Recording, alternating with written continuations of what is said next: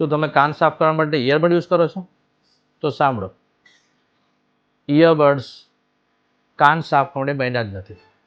તમને કદાચ જોયો તો ઇયરબડ્સના જો પેક હોય એમાં નાના અક્ષર લખેલું હોય to be use for outer ear, મતલબ આ બહારના કાનમાં સાફ કરવાનું, અંદર સાફ કરવાનું બન્યું જ નથી. પણ કંપની પ્રમોટ કરે છે, તમે વાપરો છો અને તમે અંદર નાખી દો છો. હવે ઇયરબડ્સ કાન માટે સૌથી ખરાબ વસ્તુ છે. હું એને કમ્પેર કરીશ તમાકુથી. જેવી રીતે તમાકુથી કેન્સર થાય છે, એવી રીતે ઇયરબડ્સથી લોકો પોતાના કાનનો પડદો ફાડી નાખે છે અને કાનમાં મોટી ઈજાઓ કરે છે. કઈ રીતે? હવે તમને એક્ઝામ્પલ આપું તો આપણા કાનમાં તમે જુઓ છો તો અહીંયા આપણને દેખાય છે અને અંદર અંધારું છે. તો તમે કાન કેવી રીતે સાફ કરો ઇયરબડ્સથી? આંખ બંધ કરીને આમાં તમે સાફ કરતા હોય છો. તો એમાં બે વસ્તુ થઈ શકે. એક કે તમે અંદર ઇન્ફેક્શન પહોંચાડો છો, ઇયરબડ્સ તમે ક્યાંથી ઉચકીને લીધું છે એટલા માટે.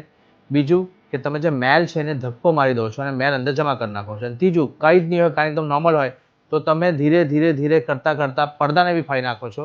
અને હું એવું કહું કે જેટલા લોકોના પડદા ફાટેલા છે 90% લોકો પોતાના પડદો પોતે ફાડી નાખે છે.